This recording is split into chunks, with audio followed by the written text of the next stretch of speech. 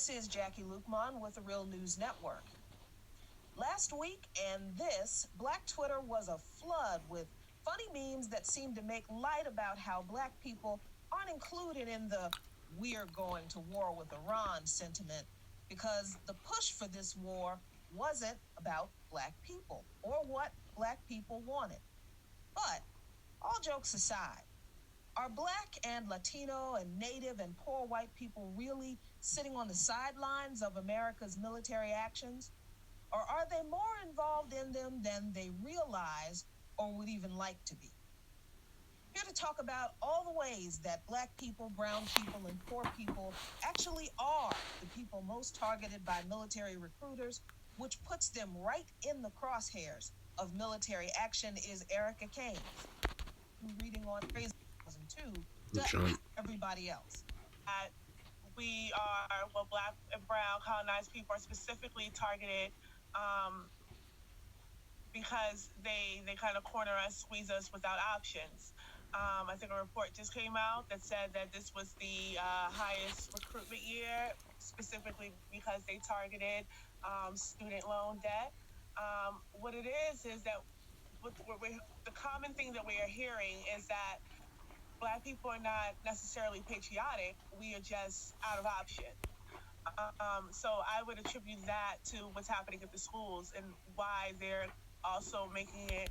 Saying is that the military is targeting young people who are out of financial and economic options. So what is going on is that it may not be a national draft, but it is what people called a few years ago. The phrase popped up a few years ago, a poverty draft. Is that pretty accurate?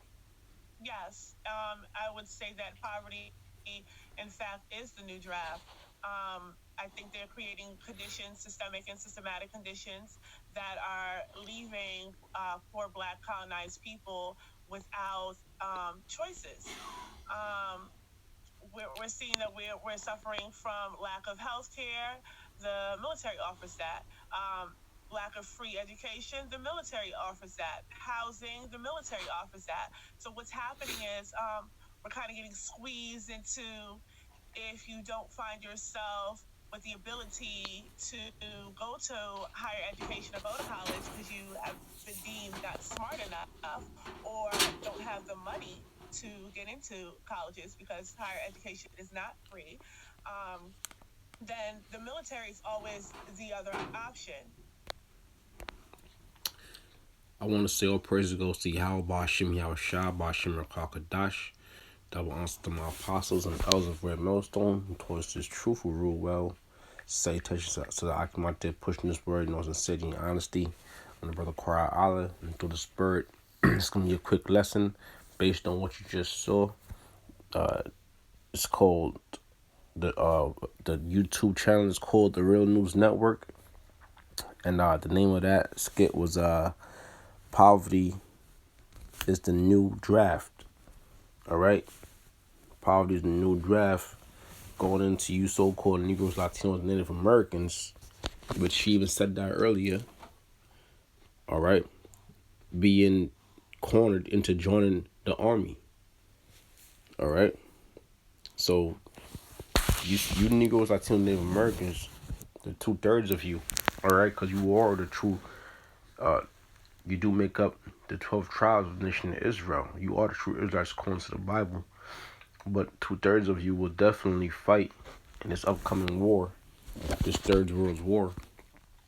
And I'm just going to post some scriptures that basically backs up what was just said. Alright? So, before further ado, get right into it. This is Isaiah 31:1. Woe to them that go down to Egypt for help, and stay on horses, and trust in chariots because they are many, and in horsemen because they are very strong. But they look not unto the Holy One of Israel, neither seek the Lord. Alright? So it says, woe unto them that go down to Egypt for help, which that spiritual Egypt today is America. When we look up Egypt, all right, what do we serve in Egypt? Slavery, hardcore bondage, all right, and we're serving that again today in America, all right, because America is spiritually that new Egypt, all right. Ecclesiastes 1:9, no new thing under the sun. It says, "Woe to them that go down to Egypt for help." Woe, destruction. All right, destruction, lamentation. Matter of fact, the third world's war is also known as the third woe. And you go down to Egypt for help, whether it's financially, okay, all right, whether it's for certain benefits like health care, okay, whether it's for, well, basically scriptures also speak about being users of the world but not abusers of the world, okay. Now if you could, you know, first off, you got trust in the Lord, all right, but if you could, you know, get something out of this, out of Esau while we're here, go ahead and get it, all right. You got to use the world. If you can get Section 8, go ahead and get Section 8. If you can make it easy on yourself, go ahead and do that, but not abusers of the world. Meaning what? You're not supposed to join the military, all right. Basically sell your soul to this man. So now you on call every time a war happens. You the first person he goes to, all right. You're not supposed to, you know, join his music industry or his or, you know, try to be an actor or something like that, or Hollywood. Wow, because it's full of wickedness, all right. You're not really supposed to be up in his colleges either, all right, because you're not in those times. It says, "Woe to them that go down to Egypt for help, and stay on horses and trust in chariots, because they are many." Right, and that's going into the might, and also the military might. All right, because that's what our people is doing. They're signing up for to join the military to reap the benefits. All right.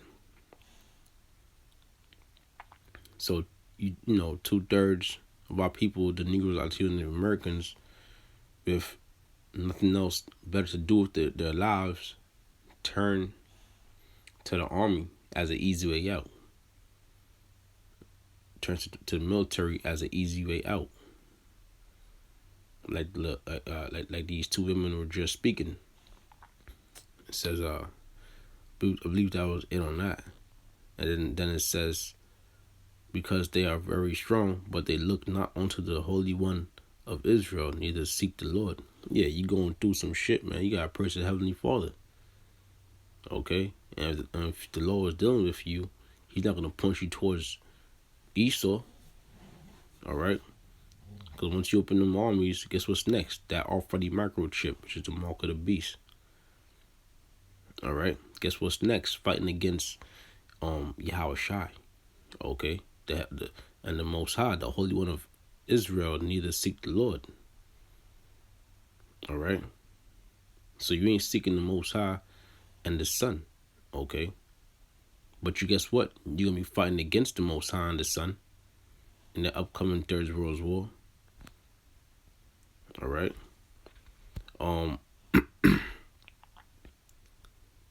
This here,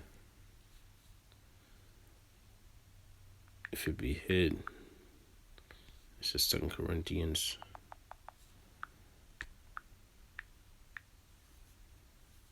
Bear with me. This is 2 Corinthians 4 and 3. It says, "But if the gospel be hid, it is hid to them that are lost." Right, 2/3 are lost. All right, 2/3 of the Israelites, you Negros, Latinos, and Native Americans, you're lost.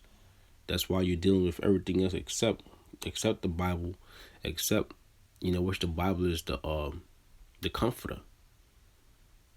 All right, you lost, man. You're dealing with the world. You're dealing with the so-called white man. But if our gospel be hid, it is hid to them that are lost. Right? Because the Lord is really, the Lord, when it comes down to, the Lord ain't dealing with you. But you read Isaiah 6 and 9, it says what? To basically blind them so they don't see it, and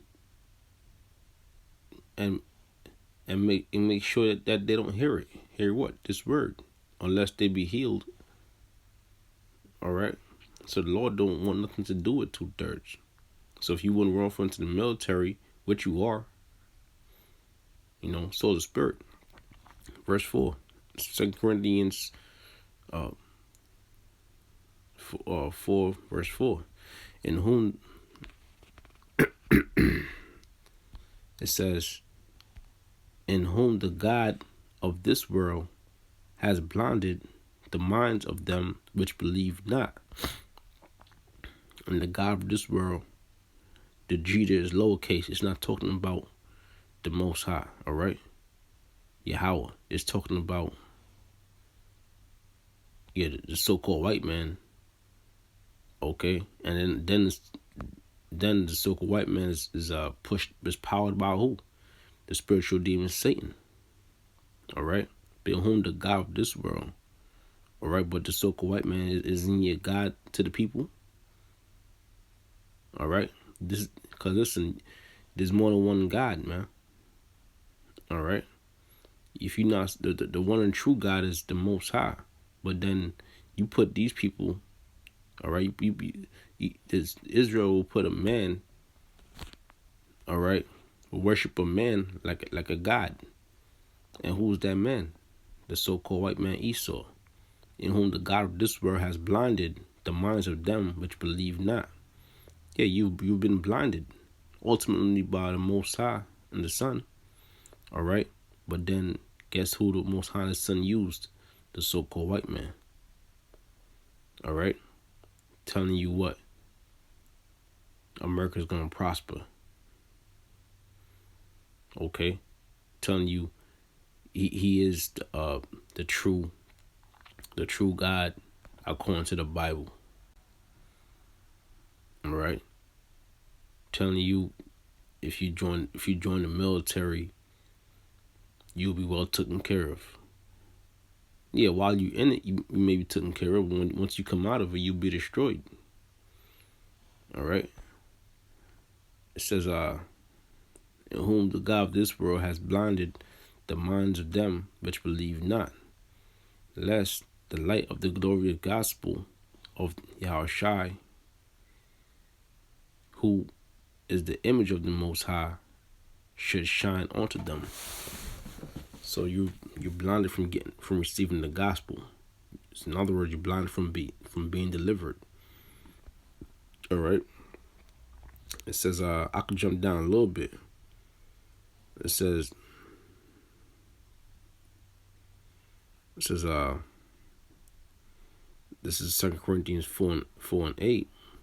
It says, we are troubled on every side, yet not distressed. We are perplexed, but not in despair. Okay? We are troubled on every side, yet not distressed. Right? Because 2/3 of our people, I'll say the whole of Israel, including the Lord's men, all right, is troubled on every side. The same thing 2/3 going through, we going through also. Getting stopped by the police and praying we don't get blasted away. All right, having to pay these bills and seeing these eviction notices on your doors. All right, car repoed. We go through it too.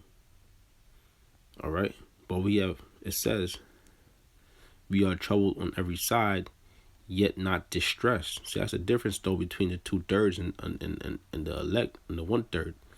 We are not distressed, man. We are perplexed, but not in despair.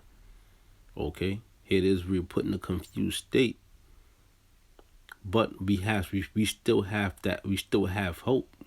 Okay, we are perplexed, but not in despair.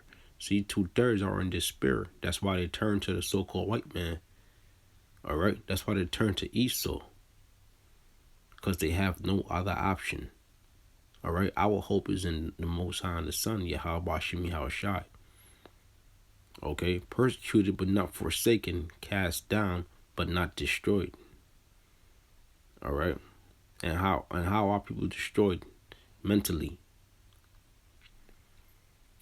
All right. Let me get something else, because when you watch the video, it was going into how basically Jake, when I say Jake, I'm talking about Jacob. All right, which Israel came from Jacob. It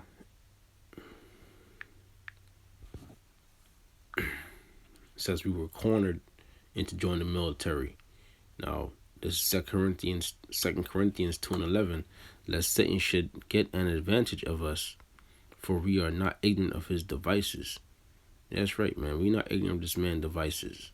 All right, the ultimate device going into the optic microchip, but then his schemes, man. The games he's running on the average Jake, he can't run on us. He can't run on us, man. Right? Because let's say it should get an advantage of us. Yeah, man. Get us to a point where we gotta join the military, join the police force. All right, take the off of the microchip. That's an advantage. That's an advantage, man. For we are not ignorant of his devices. All right. Okay, and that's his devices, cornering you, man, into fighting for him, putting you in so much debt, and you catch so much hell to the point where you feel you gotta fight for this man. All right, now I'm gonna get one more script, and I'm gonna end it on that. All right, this is 2nd Esdras in the Apocrypha, chapter 13. I'm gonna jump straight to the point. Verse 5. It says, "And after this I beheld, and lo, there was gathered together a multitude of men out of number from the four winds of heaven to subdue the man that came out of the sea." That man is Yahweh Shai, and the sea's actually talking about outer space. All right. "And after this I beheld, and lo, there was gathered together a multitude of men." The multitude of men is going to different nations, and they gathered together in the Middle East to fight that Third World War. All right, but then the party is crashed by who? Yahweh Shai. Okay, a so-called dark-skinned, black man. All right, well, he's a dark-skinned man. It says, and after this I beheld, and lo, there was gathered together a multitude of men out of number from the four winds of heaven to subdue the man that came out of the sea. But I beheld, and lo, he had graved himself a great mountain and flew upon it. And that's talking about the chariot. All right, because he's going to be in a gigantic chariot when it returns. But I would have seen the region or place whereout the hill was graved, and I could not, right? Because it wasn't a hill, but it was a mountain. "And after this I beheld, and lo, all they which were gathered together to subdue him were sore afraid, and yet durst fight." And that's going to these different militaries. That's going to these different armies around these different countries. And guess what, man? All right, 2/3, you so-called Negros, Latinos, and Native Americans are going to ride along with them. All right, right along with them, fighting against your true power, Yahweh Shah. All right. It says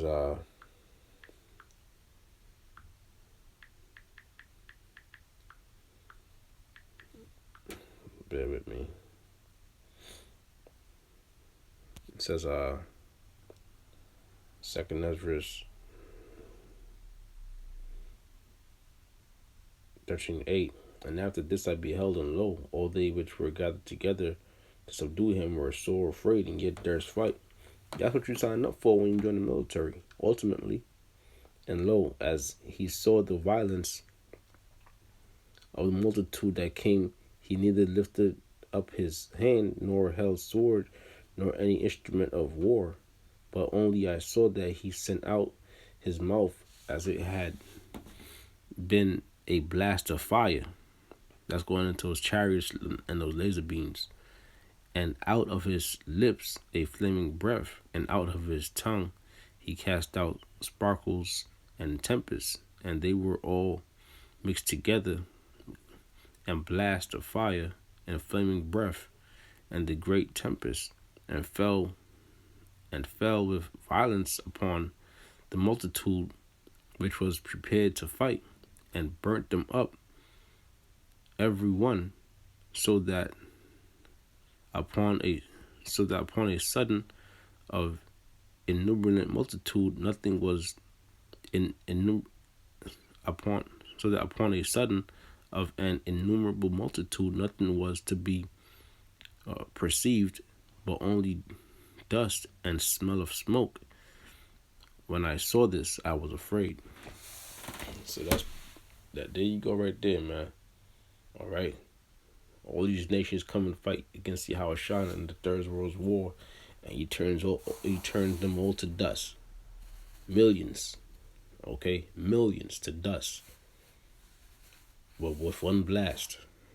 All right, that's the power you're dealing with when you sign up to fight for this so-called white man. Okay, so yeah, man, 2/3 of our people, according to this lesson, is definitely gonna fight in that military, and definitely is gonna meet their end. All right, ultimately by the hands of the Lord, and ultimately by those nuclear missiles. So with that, I want to say all praise goes to Yahweh, Bashim Yahushua, Bashim Chakodash, double honors to the apostles and the elders, great millstone. Citations to the Akhmat there pushing this word, and also stating honesty. Shalom.